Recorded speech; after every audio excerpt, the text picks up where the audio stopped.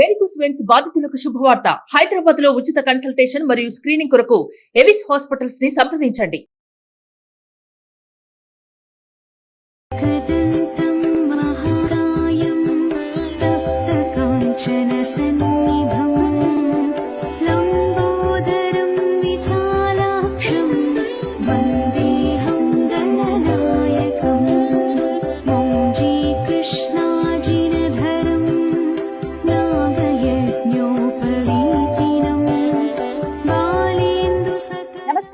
Welcome to Suman TV.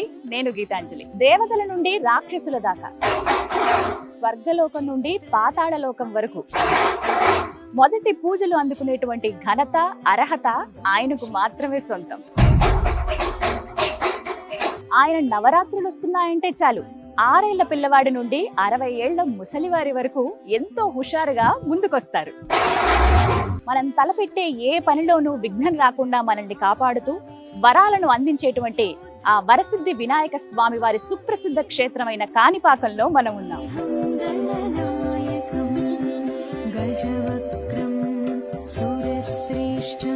Kanipakam రావాలనుకుంటున్న భక్తులకు ప్రధానంగా 3 మార్గాలండి. Road మార్గం ద్వారా వచ్చేవారు బస్ నుంచి రావచ్చు, లేదంటే సొంతంగా కార్లు ఉన్న మనకి వెహికల్స్ ఉంటే అలా కూడా వచ్చేయచ్చు. రోడ్డు మార్గం చాలా బాగుంటుంది, తిరుపతి నుంచి అలాగే చిత్తూరు నుంచి కూడా. ప్రత్యేకించి బస్సులో రావాలనుకునే వాళ్ళకి ఏంటంటే చిత్తూరు నుంచి అలాగే తిరుపతి నుంచి కూడా బస్సులు మనకు అందుబాటులో ఉంటాయి. బస్ స్టేషన్ కూడా ఆలయం పక్కగానే ఉంటుందండి. కాణిపాకం వరసిద్ధి వినాయక స్వామి వారి ఆలయం పక్కనే. సో ఎక్కువ దూరం నడవాల్సిన అవసరం లేదు, చక్కగా అలా దిగి స్వామి దర్శనానికి వచ్చేయచ్చు. అలాగే మరొకటి ట్రైన్ మార్గం. ట్రైన్ మార్గం ద్వారా వద్దాం అనుకునే వాళ్ళకి ఏంటంటే అటు చిత్తూరు, మరొకటి తిరుపతి, అక్కడి నుంచి మళ్ళీ బస్ ఎక్కి కాణిపాకం చేరుకోవచ్చు. ఇక మరొకటి ఫ్లైట్ ద్వారా కూడా రావచ్చండి.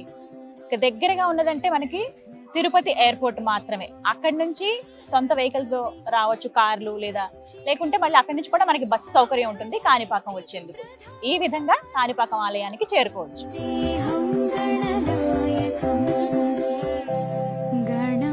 కాణిపాకం స్వయంభూ శ్రీ వరసిద్ధి వినాయక స్వామి వారిని దర్శించుకునేందుకు ప్రతినిత్యం ఎంతో మంది భక్తులు వస్తూ ఉంటారండి.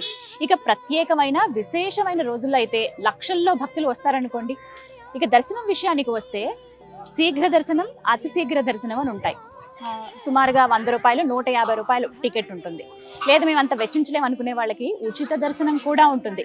ఇక స్వామివారి నిజరూప దర్శనం చేసుకోవాలంటే 100 రూపాయల టికెట్ అండి.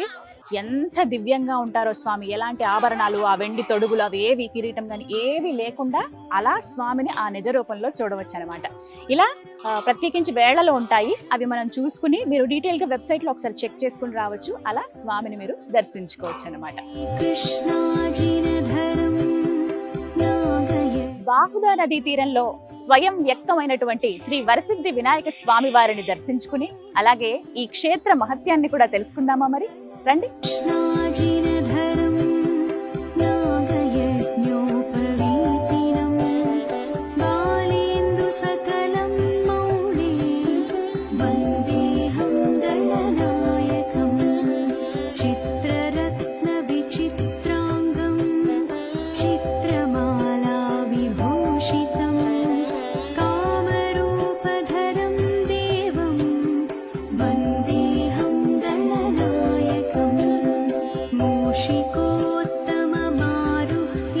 కాణిపాకం శ్రీ వరసిద్ధి వినాయక స్వామి వారిని దర్శించుకునే ముందుగా భక్తులు ఆలయ గోపురం దగ్గరికి వచ్చి ఇక్కడ దీపాన్ని వెలిగిస్తారు. వారి మనసులో ఏ కోరిక ఉన్నా సరే స్వామికి ఇక్కడి నుంచే విన్నవించుకోవచ్చట. 365 ఒత్తులని, 2 ఒత్తులని, అలాగే ఒక నెలకు సరిపడా ఒత్తులు అంటే ఒక 30-31 ఒత్తులు అని చెప్పి ఇక్కడ అమ్ముతూ ఉంటారండి. అతి తక్కువ ధరలో అవి తీసుకుని స్వామివారి ముందు వెలిగించి తమ కోరికను చెప్పుకుంటే అవి ఇట్టే నెరవేరుతాయని చాలా మంది భక్తులు చెబుతున్నమాట. మనం కూడా దీపాన్ని వెలిగిద్దాం. ఇది మొత్తం 365 ఒత్తులు.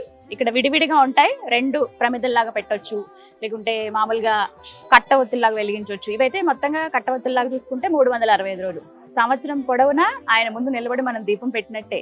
ఒక్కసారి పెడితే చాలు. కార్తీక మాసంలో చూస్తాం కదా మనం, అలాగే ఇక్కడ ఆ బొజ్జ గణపతి ముందు మనం దీపం వెలిగిద్దాం.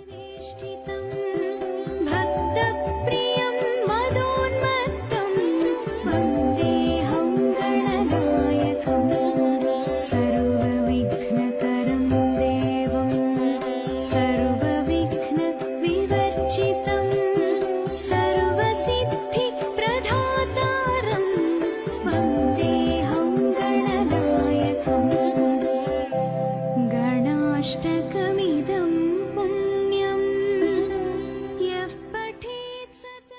కాణిపాకం శ్రీ వరసిద్ధి వినాయక స్వామి వారి ఆలయ వేళలు ఉదయం 4 గంటల నుంచి రాత్రి 8:30 వరకు నిర్విరామంగా భక్తులకు దర్శనమిస్తూనే ఉంటాడు ఆ బొజ్జ గణపయ్య.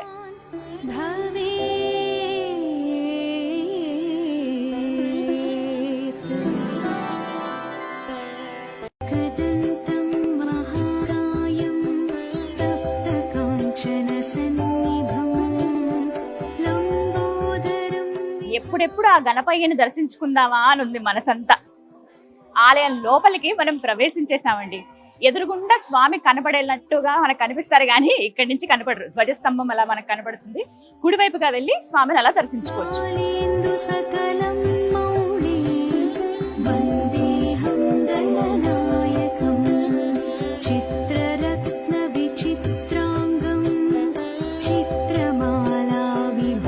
చక్కటి దర్శనమైందో స్వామి వారిది. 2 కళ్ళు సరిపోలేదు అంటే అది అతిశయోక్తి కాదేమో. నిజం, ఎంత బాగున్నారో స్వామి అయితే. ఎప్పుడు ఇలా వెంటనే వాస్తవానికి ఇది నేను దర్శనం చేసుకోవటం 2వసారి. అప్పుడు హడావిడిగా చూసుకుంటే అలా వెళ్ళిపోయాము, అంటే కంప్లీట్ టూర్ లో భాగంగా అరుణాచలం అని అక్కడక్కడ వెళ్ళడానికి అని చెప్పి. కానీ ఇవాళ అయితే చాలా ప్రశాంతంగా స్వామిని నేను దర్శించుకున్నాను. ఎంత బాగుంటాడండి ఆ గణపయ్య, అలా చూస్తూ ఉండిపోవాలనిపిస్తుంది. ప్రత్యేకంగా అడిగి మరి ప్రత్యేక పూజలాగా చేయించుకున్నాము. ఇలా ఫస్ట్ గర్భగుడిలోకి అడుగు పెడుతున్నాం అంటే ఆలయ ప్రాంగణంలోకి వస్తున్నాం అనగానే ఒక అద్భుతమైన ఒక భావన మనల్ని అల్లుకుంటుంది. లోపలికి రావడమే ముందుగా మనం వీరాంజనేయ స్వామిని దర్శించుకోవాలండి. మనం అలా ముందుకు నడుస్తూ ఉంటే ఎడం పక్కగా మనకి ఆ వీరాంజనేయ స్వామి వారు కనిపిస్తారు. ఆయనే ఈ కాణిపాకం క్షేత్రానికి క్షేత్రపాలకుడు. అలా ఆంజనేయ స్వామిని దర్శించుకుని దండం పెట్టుకుని, అయ్యా నేను గణపతిని దర్శించుకోవడానికి వెళ్తున్నాను, నా దర్శనం సుఖంగా సవ్యంగా జరిగేలా చూడు అని ముందుగా ఆయనకు విన్నవించుకుని అలా అడుగులో అడుగు వేసుకుంటూ ఓం గం గణాధిపతయే నమః అని ఆ స్వామిని తలుచుకుంటూ విఘ్నేశ్వరాయ నమః అనుకుంటూ నెమ్మదిగా అలా లోపలికి వెళుతుంటే ముందుగా వెండి ద్వారం మనకు కనపడుతుందండి. ఆ ద్వారం నుంచి కొద్దిగా లోపలికి వెళితే ఆహా ఆ మంగళమూర్తిని చూడవచ్చు. బావిలో స్వయంభూగా వెలిసినటువంటి ఆ స్వామి దివ్య రూపాన్ని చూడటం అనేది ఎన్నో జన్మల పుణ్యఫలం. చక్కగా వివరించి చెబుతూ ఉన్నారు. తొండం అలాగే చెవులకి, అలాగే స్వామివారికి శేషవస్త్రంగా వెండి కవచాన్ని ధరింపజేశారు. పైన తెల్లటి వస్త్రాన్ని ధరింపజేశారు. అలాగే నామం స్వామివారి అది కూడా వెండితో ఉంటుంది. తొండం ఇది అని తెలియడానికి ఒక గుర్తుగా ఇలా ఒక కవచం కావచ్చు. ప్రతి ఒక్కటి వివరించి చెబుతూ ఉన్నారనమాట. బావిలో ఆయన ఉన్నారనడానికి నీరు ఇప్పటికీ అక్కడ ఊరుతూ ఉంటుంది కదా, అదంతా పైనంతా బంగారపు తొడుగుతోటి అలా ఆయన ఒక రాజులా కూర్చున్నారన్నట్టుగా కనిపిస్తుంది అనమాట. గణపయ్య ఎదురుగుండా బుజ్జిగా మూషికం చూడగానే మనకి అబ్బాలే ఉందే అని అనిపిస్తుందండి. మూషికానికి కూడా వెండి కవచం తొడిగారు. అలా స్వామి ఎప్పుడు ఆజ్ఞిస్తారా నేను సిద్ధంగా ఉన్నానని చెప్పినట్టుగా స్వామిని అలా చూస్తూ మనకు ఆ మూషికం కనపడుతుంది. ఇక ఆ విఘ్నరాజు గురించి చెప్పాలా, మన కష్టాలన్నీ ఇట్టే తొలగిపోతాయి ఆయన దర్శనం చేసుకుంటే అని అంటారు. ఏమన్నా అడ్డంకులు మన జీవితంలో ఎదుర్కొంటే ఒక మాట ఆయనకు చెప్తే చాలట, వాటిని ఇట్టే సులువుగా తీసేస్తాడా గణపయ్య అని చెప్తారు. అందులోనే ఇక్కడ స్వామి స్వయం వ్యక్తం అయ్యారు కదా, వ్యక్తం అవటంతోనే ఏవైతే వైకల్యంతో ఉన్నారో వాళ్ళనే ముందుగా కరుణించాడట. అదే ఇక్కడ ప్రసిద్ధి అని చెప్తారండి. ఎవరైతే అది శరీర వైకల్యమే కావచ్చు, మనసు వైకల్యం కూడా కావచ్చు, స్వామి ఇలా ఉంది నా ప్రవర్తన, ఇది ఉంది అని చెప్పి స్వామి మొహమాటం లేకుండా మనలో ఉన్నటువంటి భావన ఆయన ముందు పెడితే ఖచ్చితంగా అది చెడు అయితే గనక వెంటనే తీసేస్తాడు. మంచి సత్ప్రవర్తనని మనకు అందిస్తాడు ఆ వరసిద్ధి వినాయకుడు. వరాలను కూడా అందిస్తాడు. నాకైతే చాలా చక్కటి దర్శనం జరిగిందండి.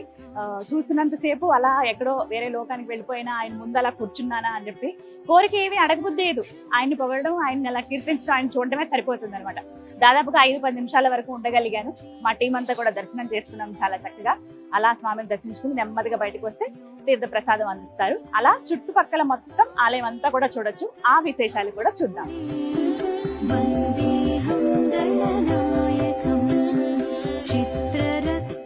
స్వామివారి ప్రసాదం నాకు అందజేశారు. ఇది ఎంతో భాగ్యంగా భావిస్తాను. పులిహోర అలాగే పరవాన్నం స్వామికి ఎంతో ఇష్టమట.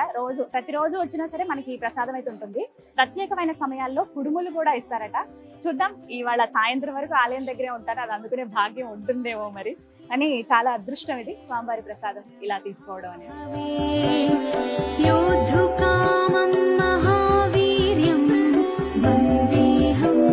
అలా స్వామిని అలా లోపల చూస్తూ ఉంటే పంతులు గారు ఏదైతే జలంలో స్వామి ఉన్నారో ఇప్పటికీ ఊరుతూ ఇంకా పెరుగుతూ ఉన్నటువంటి ఆ గణపతి కింద నీరు ఏదైతే ఊరుతుందో ఆ నీరుతోటి మనకి ప్రోక్షణ చేస్తారో, మన పైన చల్లుతారు. అలాగే గంధం బొట్టు కూడా పెడతారు. ఇదిగో నాకు పెట్టారు ఇలా. సత్య ప్రమాణాల స్వామి అని ఈ స్వామి వారికి పేరు. అవును. ఏమి అంటే 1954కు ముందు ఇక్కడ ప్రమాణం చేసిన వారికి మన న్యాయస్థానాలు కూడా తీర్పు ఇక్కడ ప్రమాణం చేసి 6 నెలల పాటు ఎవరైతే సుఖంగా ఉన్నారో వారి దగ్గరే న్యాయం ఉందని చెప్పి వారికే అనుకూలంగా తీర్పు ఇచ్చేవి మన న్యాయస్థానాలు. తీసుకునేవాళ్ళు, దీన్ని ప్రామాణికంగా తీసుకునేవాళ్ళు. ఇప్పటికీ ఆ ప్రమాణాలు అనేటువంటిది ఈ రోజుకి నేటికి జరుగుతూ ఉంది. ప్రతిరోజు సాయంత్రం 4:30కి అంటే తప్పు చేసిన వాళ్ళు, తప్పు చేశారు అని చెప్పి నింద వేసిన వారు ఇద్దరు కూడా ఎదురుగా ఉన్నటువంటి స్వామివారి కోనేరులో తలస్నానం చేసి తడి బట్టలతో లోపలికి వస్తారు. వాళ్ళు ప్రమాణం చేసేటప్పుడు స్వామివారి దగ్గర అర్చకులు గాని, వేద పండితులు గాని ఎవ్వరు సిబ్బంది ఎవరు ఉండరు. ఒక అటెండర్ మాత్రమే ఉంటారు. బయట గ్రిల్ వేసి పెడతారు. స్వామివారి దగ్గరికి వాళ్ళిద్దరూ వస్తారు. తప్పు చేశాను అని ఎవరైతే నింద వేస్తున్నారో వారు మొదటగా కర్పూరం వెలిగించి నువ్వే ఈ తప్పు చేశావు అని చెప్పేసి కర్పూరం వెలిగిస్తారు స్వామివారి ఎదురుగా.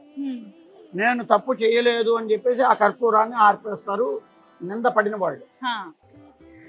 ఈ తప్పు చేసావు అని చెప్పిన వాళ్ళు, తప్పు చేయలేదు అని ఆ కర్పూరం ఆర్పేసిన వాళ్ళు కూడా 6 నెలల పాటు దాని ఫలితాన్ని ఎదురు చూస్తారు. 6 నెలల్లోగా తప్పు చేయకుండానే చేసేవో అని ఎవరైతే నింద వేశారో వారు శిక్ష అనుభవించవలసి వస్తుంది. అలా కాకుండా తప్పు చేసి నేను చేయలేదు అని ఎవరైతే ప్రమాణం చేస్తారో వారు శిక్ష అనుభవించవలసి వస్తుంది.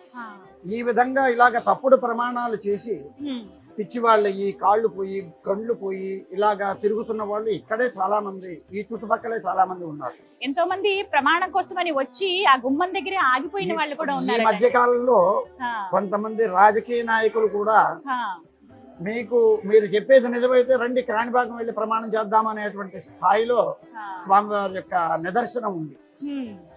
అదే మనకి నిదర్శనం. చాలా మంది అక్కడే ఆగిపోతారు. ఈ గోపురం దగ్గరికి వచ్చి వద్దు ఇక్కడ ప్రమాణం చేయొద్దు, మనం రాజీ పడిపోతాము అనేటువంటి దీంట్లో కూడా ఆగిపోతూ ఉంటారు. అలాగా ఈ దేనికైనా బానిసలు అయిపోయిన వాళ్ళు, వివాహేతర కారణాలు ఉన్న వాళ్ళు, దొంగతనాలు, ఇటువంటి ఇది అన్ని చెప్పడానికి లేదు. ప్రతి ఒక్క సమస్యకి స్వామివారి దగ్గరికి వచ్చి నిర్ణయం చేసుకుంటాం అన్నమాట.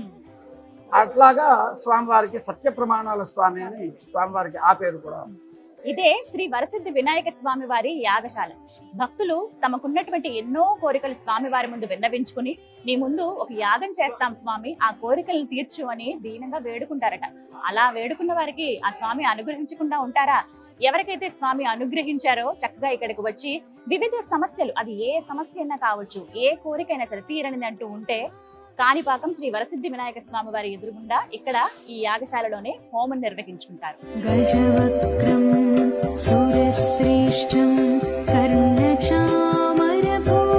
ఆ బొజ్జ గణపయ్యను దర్శనం చేసుకుని అలా బయటికి నడుచుకుంటూ వస్తే అద్దాల మండపంలో ఉత్సవమూర్తులు అలా కొలువై ఉన్నారండి. సిద్ధి బుద్ధి సమేతంగా ఆ వినాయకుడిని మీరు కూడా దర్శించుకోండి.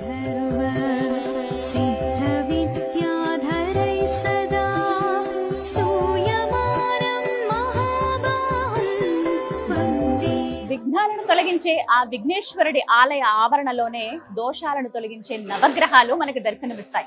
ఒక్కసారి ఆ నవగ్రహాలకు దండం పెట్టుకుని దీపం వెలిగించి వెళుతూ ఉంటారు భక్తులు. ఆదిత్యాయ సోమాయ మంగళ బుధాయ చ గురు శుక్రశనిభ్యశ్చ రాహవే కేతవే నమః.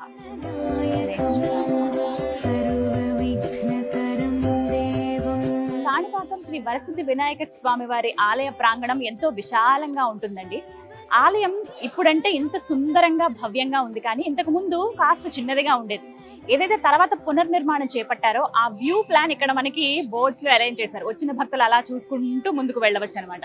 ఇటు సైడ్ వ్యూ అని, అలాగే ఎక్కడెక్కడైతే డెవలప్మెంట్స్ జరిగాయో అదొకటి, అసలు గ్రౌండ్ ప్లాన్ ఎలా వేశారు ఆ గ్రౌండ్ ప్లాన్ అంతా కూడా ఇక్కడ మనం చూడొచ్చు అనమాట. మొత్తం అన్ని వివరాలు ఇక్కడ రాసి ఉంటాయి. అలా చూసుకుంటూ ముందుకు వెళ్తారు భక్తులు. అయితే ఎప్పుడైతే ఈ పునర్నిర్మాణం చేస్తున్నారో ఒక్కొక్కటిగా నిర్మించారనమాట. పునర్నిర్మాణం జరిగేటప్పుడు కూడా లోపల ఉన్న స్వామిని ఏమాత్రం కదల్చలేదండి. చాలా మంది రకరకాలుగా చెబుతున్నారు కానీ స్వామిని పక్కకు జరిపారని. అర్చకులు ఎవరైతే ఉన్నారో వాళ్ళు లేదు ఇది జరిగిందని వివరించారు. మేము కూడా అడిగాం ఇదేనా అంటే లేదమ్మా, అసలు కనీసం అక్కడికి కూడా దగ్గరికి కూడా తాకనివ్వకుండా, ఎందుకంటే స్వామి స్వయంభూ కాబట్టి ఆయన ఏమాత్రం కదపకుండా చుట్టూ నిర్మాణం అయితే జరిగిందని వివరించారు. అవన్నీ కూడా ఇక్కడ మనం పిక్చర్స్ లో చూడొచ్చు. ఇది చూసారా, పాత అప్పుడు ఇలా ఉండేది కోనేరు ఇక్కడంతా. ఇదంతా కూడా కాణిపాకం బంగారుపాళెం తాలూకా చిత్తూరు జిల్లా. అప్పుడు ఇలా ఉండేది. ఓం విఘ్నేశ్వరాయ నమః. అలా ఒక్కొక్క స్టేజ్ అన్నమాట ఇది డెవలప్ అవ్వకుంటూ వచ్చింది. దానికి సంబంధించిన పిక్చర్స్ చూడొచ్చు మనం. ఇక ఇక్కడికి వస్తే మనకి స్థల పురాణం, అసలు స్వామి ఇక్కడ ఎలా వెలిసారు, స్వయంభూ అని చెప్తారు కదా. ఎన్నో కథనాలు మనం వినుంటాము, ఎన్నో సీరియల్స్ లో కావచ్చు, సినిమాల్లో కావచ్చు చూసుంటారు చాలా మంది. ఇక ఇక్కడికి వస్తే స్వామివారి స్థల పురాణం ఉంటుందండి. పూర్తిగా అసలు స్వామి ఎలా ఉద్భవించారు, ఆయన మహిమలు ఏంటనేది ఇక్కడ మనకి క్షిప్తం చేశారనమాట. చక్కగా దీని మీద మనం చూడొచ్చు. ఈ బోర్డు పైన ప్రతి ఒక్కటి నీట్ గా రాసి ఉంచారు. వివరంగా చెప్పాలనంటే చిత్తూరు జిల్లా ఐరాల మండలం కిందకి వస్తుందండి ఈ కాణిపాకం. అయితే ఇదివరకు ఏంటంటే ఈ ప్రాంతం అంతా కూడా ఎంతో కరువు కాటకాలతో ఉండేదంట. కనీసం తాగడానికి నీళ్లు కూడా లేనటువంటి పరిస్థితి. అయితే ఈ ప్రాంతానికి చెందినటువంటి 3 అన్నదమ్ములు వాళ్ళు వైకల్యంతో జన్మించారు. వాళ్ళకు ఉన్నటువంటి వైకల్యం ఏంటంటే, ఒకరికేమో చెవులు సరిగ్గా వినిపించవు, మరొకరికి మాట రాదు మూగవారు, మరొకరికి కంటి చూపు లేదు. ఈ విధంగా వీళ్ళు అలా ఉన్నా కూడా చాలా అన్యోన్యంగా ఉండేవాళ్ళు. ఊరి బాగు కోసం వాళ్ళు ఎప్పుడు పరితపించేవాళ్ళు. వాళ్ళ 3కి కూడా ప్రధాన వృత్తి వ్యవసాయమే. అయితే ఇలా కరువు కాటకాలతో ఉంది. మన పొలం దగ్గర ఒక బావి కూడా ఉంది కదా, ఒకసారి ఇంకా తవ్వి చూద్దాము లోతు, అందులోంచి నీరు వస్తాయేమో, ఒక్కసారి ఆ దేవుడికి దండం పెట్టుకుని ఈ పని చేద్దామని అనుకుంటారట. అలాగా వాళ్ళ ఆ స్థితిలో ఉన్నా కూడా మంచి మనసుతో ఉన్న వాళ్ళు వెళ్ళి ఆ నుయ్యి ఏదైతే ఉంటుందో ఆ బావి అది తవ్వటం ప్రారంభించారట. సరే, 3 ఒకరికొకరు సహాయం చేసుకుంటూ మట్టిని తీయటం, అలా వేయటం, ఒకలేమో గుణపంతో తవ్వటం, ఇలా చేస్తూ ఉండగా ఎవరైతే గుణపంతో ఇలా తవ్వుతున్నారో ఆ ఒక్కసారి వేటు పడేటప్పటికి ఒక రాయికి తగిలి ఆ రాయి నుంచి పుట్టుగా రక్తస్రావం అవ్వడం చూశారట. అందరికీ భయం వేసింది, 3కి కూడా. ఏంటి ఇలా ఒక రాయి నుంచి రక్తం రావడం ఏంటని చెప్పి పరిగెట్టుకుంటూ వెళ్ళి ఊర్లో వాళ్ళందరికీ చెప్పారట, ఇలా వచ్చింది. ఇది ఎంత కట్టు కదా, అలా ఎలా ఉంటుంది అనుకున్నారట. లేదు నిజం నేను చెప్పేది రండి అనేటప్పటికి వాళ్ళు వచ్చేటప్పటికే మొత్తం అందులోంచి నీరు వచ్చాయి. అలాగే ఆ రాతి నుంచి వచ్చినటువంటి రక్తంతో ఎర్రగా ఆ నీరంతా మారిపోయింది.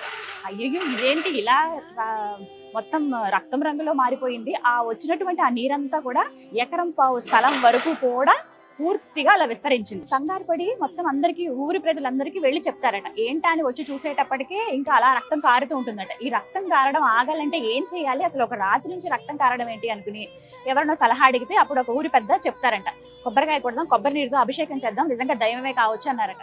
సరే అని అందరూ మొత్తం వాళ్ళ దగ్గర ఉన్నటువంటి కొబ్బరి చెట్టుకి కాయలన్నీ తీసుకువచ్చి అభిషేకం చేయడం ప్రారంభించారు. మొత్తం అన్ని నీళ్ళు పోయడంతో అందులోంచి ఆ నీరు అలా పైకి వచ్చి రక్తంతో కూడుకుంది కదా, ఇంకా ఆ ప్రవాహం ఆగట్లేదు. ఓవైపు రక్తం వస్తుంది రాతికి, మరోవైపు ఈ కొబ్బరి నీళ్ళతో అభిషేకం. అదంతా కూడా పూర్తిగా 1.5 ఎకరం స్థలం వరకు విస్తరించిందట. ఇది వరకు కాలం అంటే తమిళ దేశం కాబట్టి అప్పుడు ఆ స్థలాన్ని అంటే 1.5 ఎకరం ఖచ్చితంగా కాణి అని పిలిచేవారట. కాణి దాంతో పాటుగా అలా ప్రవహించుకుంటూ వచ్చింది కాబట్టి అలా ప్రవహించడాన్ని పారకం అని అంటారు. కాణి పారకం అని ఈ ప్రాంతానికి పేరు వచ్చింది అనమాట. అప్పటి నుంచి ఆ తర్వాత కాలక్రమేణా కొన్ని మారిపోతూ ఉంటాయి కదా, అప్పటి నుంచి కాణిపాకం అయిపోయింది. ఎప్పుడైతే ఈ ప్రాంతం ఇలా ఉందో, ఎప్పుడైతే ఆ నీరంతా అలా ప్రవహించిందో, అవి ఈ 3 ఎవరైతే అవిత్తనంతో బాధపడుతున్నారో, వైకల్యం ఉన్నటువంటి ఆ 3 అన్నదమ్ములకి ఆ నీరు ఇలా తగిలేటప్పటికి, చిమ్మేటప్పటికి వాళ్ళల్లో ఉన్నటువంటి వైకల్యం పోయి చక్కగా కంటి చూపు వచ్చింది, చెవి వినికిడి బాగుంది, అలాగే మాటలు కూడా మాట్లాడగలిగారట ఆ సోదరుల్లో. ఇంకేముంది, వైకల్యాన్ని తీసివేసి వరాలను అందించినటువంటి ఆ విఘ్నరాజు అలా ఆ బావిలోంచి పైకి ఉద్భవించారట. అందరికీ ఆనందమే. అప్పటి నుంచి ఇప్పటి వరకు నిర్విరామంగా, నిరాటంకంగా ఆ బొజ్జగణపయ్య ఇదే ప్రాంతంలో కాణిపాకంలో పూజలు అందుకుంటున్నాడు. ఏదైతే గర్భగుడి మనం ఇప్పుడు చూస్తున్నామో సరిగ్గా అక్కడే స్వామి స్వయం వ్యక్తమయ్యారనమాట.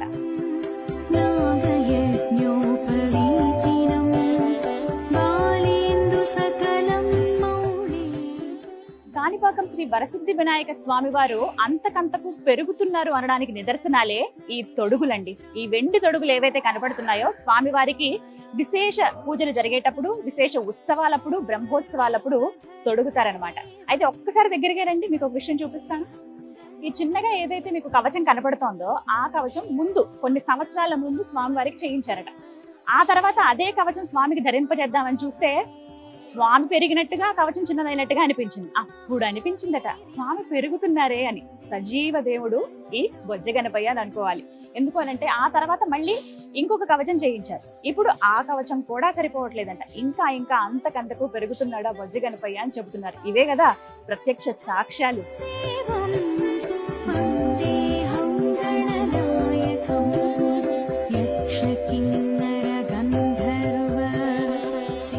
కాణిపాకం శ్రీ వరసిద్ధి వినాయక స్వామి వారికి నిత్య కళ్యాణం జరుగుతుందండి. సిద్ధి బుద్ధి సమేతంగా కొలువైనటువంటి ఆ స్వామికి ఇక్కడే ఈ మండపంలోనే కళ్యాణం నిర్వహిస్తారు. ప్రత్యేకించి ఈ చుట్టుపక్కల గ్రామాల ప్రజల నమ్మకం ఏంటో తెలుసా? ఆ విఘ్నేశ్వరుడి ఎదురుగుండా గనక మేము వివాహం చేసుకుంటే ఆ జంట కలకాలం ఎంతో అన్యోన్యంగా ఉంటారనేది ఒక నమ్మకం. ఆలయం లోపలేమో ఆ స్వామివారి కళ్యాణం అవుతుంది. ఆలయ ప్రాంగణంలోనే ఇక్కడ కళ్యాణ మండపాలు ఉంటాయి. అక్కడే చాలా మంది జంటలు ఒక్కటవుతారు స్వామి సాక్షిగా. ప్రపంచంలో ఎక్కడా లేని విధంగా కాణిపాకం శ్రీ వరసిద్ధి వినాయక స్వామి వారికి 21 రోజుల పాటు బ్రహ్మోత్సవాలు జరుగుతాయండి. వినాయక చవితితో ప్రారంభిస్తే 21 రోజుల పాటు ఈ బ్రహ్మోత్సవాలను నిర్వహిస్తారు. ఇందులో ఇంకా ప్రత్యేకం ఏంటో తెలుసా? ఈ 21 రోజులు ఆ వినాయకుడు ఒక్కో వాహనం పైన ఊరేగుతూ భక్తులకు దర్శనమిస్తారు. ఆ వాహనాలు మనం అప్పుడు చూడలేకపోయినా ఆలయ ప్రాంగణంలోనే ఇలా మనకి ప్రదర్శనకు ఉంచారనమాట. చూడవచ్చు. ఇగోండి శేషవాహనం, మరోవైపుగా నెమలి వాహనం, ఇక స్వామికి ఎంతో ఇష్టమైన మూషిక వాహనాన్ని కూడా మనం దర్శించుకోవచ్చు. మరిన్ని వాహనాల్ని ఇగో ఇక్కడ కూడా మనం చూడొచ్చండి. ఇవన్నీ కూడా ఆలయ ప్రాంగణంలోనే మనకు ఉంటాయి. ఎప్పుడైతే స్వామిని దర్శించుకుని మీరు బయటకు వస్తారో అలా ఒక్కొక్కటిగా చూసుకుంటూ వెళ్ళొచ్చు. ఇగో హంస వాహనం, నెమలి వాహనం, సూర్య వాహనం, సింహ వాహనం, ఇగో మరొకటి వృషభ వాహనం, గజవాహనం, అశ్వవాహనం, ఇలా ఎన్నో ఉన్నాయి చూడండి. ఆ వరసిద్ధి వినాయకుడు ఊరేగేటువంటి వాహనాల్లో చాలా ప్రత్యేకం మరియు విశేషమైనవి ఏంటో తెలుసా? 3 ఉన్నాయండి. అందులో ప్రధానమైనది యాలి వాహనం. మనం ఇప్పటి వరకు ఎక్కడ చూసుండం, దాదాపుగా చాలా మంది చూసుండరండి. ఒకసారి చూడండి, చాలా వింతగా ఉంటుంది ఆ ఆకారం. మీరు ఒక్కసారి దగ్గరికి వెళ్ళి చూస్తే గమనించండి, సింహంలా అలా పంజా విసురుతున్నట్లుగా కనబడుతుంది, ఎంతో ఉగ్రంగా ఉన్నట్లు. మళ్ళీ తొండ ఉంటుంది, దంతాలు ఉంటాయి, మరోవైపు రెక్కలు ఉంటాయి, శరీరం అంతా కూడా గుర్రంలా అనిపిస్తుంది మనకి. దీన్నే యాలి అంటారు. కేవలం పురాణాల్లో మాత్రమే మనకి ఈ విధంగా మనం ఎక్కడైనా గమనించవచ్చు. అటువంటి ప్రత్యేక వాహనం పైన ఆ బొజ్జగనపయ్య ఊరేగుతాడనమాట. అలాగే రావణ బ్రహ్మ వాహనం కూడా ఉంటుంది. ఇంకొకటి హనుమద్ వాహనం. అంటే చాలా వరకు గమనిస్తాం మనం, కొన్ని ఆలయాల్లో ప్రత్యేకించి కొన్ని వాహనాలే ఉంటాయి.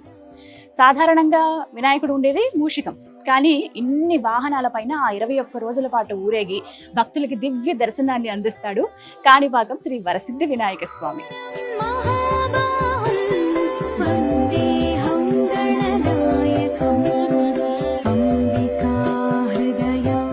కాణిపాకం శ్రీ వరసిద్ధి వినాయక స్వామి వారి ఆలయ ప్రాంగణంలోనే షోడశ గణపతుల్ని మనం దర్శించుకోవచ్చండి. ఈ గణపతులకు విశేషం ఏంటో తెలుసా? సాధారణంగా ఒక్క గణపతిని మనం దర్శించుకుని మా విఘ్నాలను తొలగించాయి అనగానే ఖచ్చితంగా ఆయన ఒక అభయం వరం ఇస్తాడు, విఘ్నాలను తొలగిస్తాడు.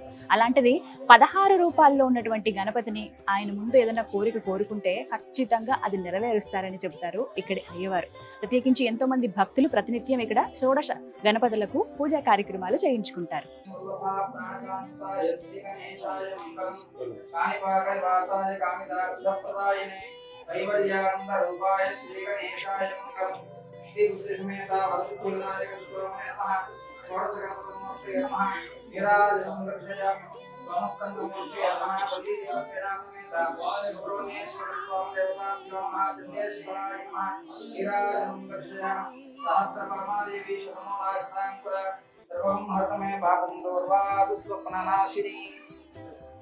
శ్రీ మహాగణాధిపతయే నమః. స్వయంభూ శ్రీ వరసిద్ధి వినాయక స్వామి వారి దేవస్థానం కాణిపాకం. స్వస్తి శ్రీ చాంద్రమాన శ్రీ క్రోధినామ సంవత్సర భాద్రపద శుద్ధ చవితి అనగా వినాయక చతుర్థి 7/9/2024 సంవత్సరము శనివారం నుండి ఈ దేవస్థానం నందు 21 రోజుల పాటు బ్రహ్మోత్సవాలు నిర్వహించడం జరుగుతుంది. ఈ బ్రహ్మోత్సవాల్లో భాగంగా 7వ తేదీన శనివారం నాడు శ్రీ స్వామివారికి మూల విరాట్కి ప్రత్యేక అభిషేకము, వివిధ పుష్పాలంకరణాన్ని జరుగుతాయి. మరుసటి రోజు అంటే 8వ తేదీ ఆదివారం ఉదయం 9 గంటల నుండి 10 గంటల మధ్య తులాలగ్నం నందు ధ్వజారోహణం చేయడం జరుగుతుంది. ఆ రోజు నుంచి నవరాత్రి ఉత్సవాలు ప్రారంభమవుతాయి. ఈ ధ్వజారోహణ నుండి నవరాత్రి ఉత్సవాలు 16వ తేదీ వరకు, అంటే సెప్టెంబర్ 16వ తేదీ వరకు నవరాత్రి ఉత్సవాలు జరుగుతాయి. 16వ తేదీన ధ్వజ అవరోహణ జరుగుతుంది. తర్వాత 17వ తేదీ నుంచి ప్రత్యేక ఉత్సవాలు 27వ తేదీ వరకు నిర్వహించడం జరుగుతుంది. ఈ బ్రహ్మోత్సవాలన్నీ కూడా ఈ చుట్టుపక్కల ఉన్నటువంటి 14 గ్రామాలకు సంబంధించినటువంటి భక్తులు వారే ఉభయదారులుగా పూర్వకాలం నుండి వాళ్ళే ఇక్కడ ఈ బ్రహ్మోత్సవాలు నిర్వహించడం జరుగుతూ వస్తూ ఉంది. ప్రతి సంవత్సరం కూడా వారే ఈ సంవత్సరం బ్రహ్మోత్సవాలు ఎలా నిర్వహిద్దాము అనేటువంటి దాని గురించి ఒక సమావేశం ఏర్పాటు చేసుకున్నారు గత నెలలో.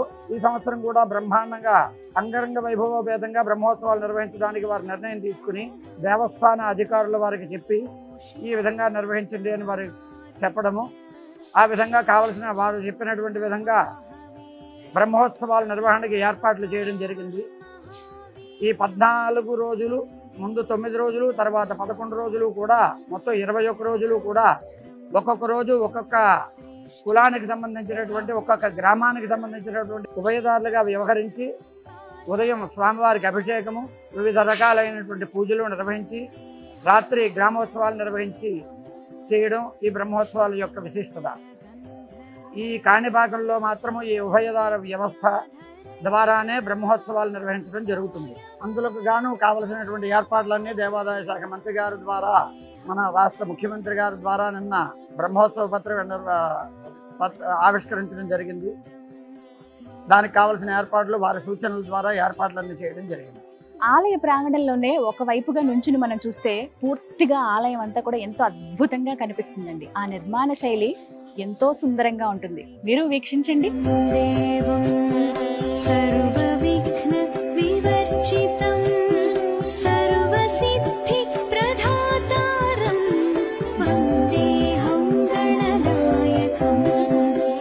ఇదే కాణిపాక వరసిద్ధి వినాయక స్వామి వారి ప్రసాద విక్రయ కేంద్రం అండి. స్వామికి ఎంతో ఇష్టమైనటువంటి లడ్డు ఇక్కడ ప్రసాదంగా అందిస్తారు. చిన్న లడ్డు, పెద్ద లడ్డు, వడ, పులిహోర ఇవన్నీ ఇక్కడ మనం కొనుక్కోవచ్చు. కాణిపాక వరసిద్ధి వినాయక స్వామి వారి క్షేత్రాన్ని హరిహర క్షేత్రం అని కూడా అంటారండి. ఎందుకో తెలుసా? ఈ స్వామి ఇక్కడ ఉద్భవించే కంటే ముందే వరదరాజ స్వామి వారి ఆలయం ఇక్కడ ఉండేది. అలాగే మణికంఠేశ్వరుడి ఆలయం కూడా. ఆ విఘ్నేశ్వరుడి దగ్గరే మనం వరదరాజస్వామిని అలాగే మణికంఠుడిని కూడా దర్శనం చేసుకోవచ్చు. కాణిపాకం స్వయంభూ శ్రీ వరసిద్ధి వినాయక స్వామి వారి స్వర్ణరథ మండపం అండి. ఇది చాలా ప్రత్యేకమైన రోజుల్లో స్వామి ఈ స్వర్ణ రథం పైన ఊరేగుతూ భక్తులకు దర్శనమిస్తూ ఉంటారు. స్వయంభూ శ్రీ వరసిద్ధి వినాయక స్వామి వారి అన్నప్రసాద సముదాయం ఇదే.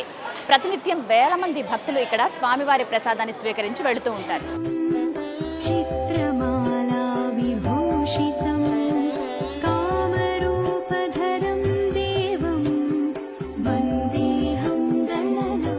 కాణిపాకం వరసిద్ధి వినాయక స్వామిని దర్శించుకోవడానికి దేశ విదేశాల నుంచి భక్తులు వస్తూ ఉంటారండి. ప్రత్యేకంగా ఇతర మతస్థులు కూడా ఈ స్వామిని దర్శించుకోవడానికి వస్తారంటే అది అతిశయోక్తి కాదు. ఇంకా చెప్పుకోవాలి, ఎన్నో మొక్కులు మొక్కుకుంటే ఖచ్చితంగా ఆ మొక్కుల్ని వాళ్ళు నెరవేర్చుకునే వెళ్తారంట. అంటే స్వామి ఆ విధంగా వాళ్ళకి అనుగ్రహిస్తాడని చెప్తారు. అలా ఎవరైతే వాళ్ళ మొక్కులు తీరాయి అనుకుంటారో వాళ్ళు స్వామికి తల నీలాలు సమర్పిస్తారు. ఇక్కడ కళ్యాణ కట్ట కూడా ఉంటుంది.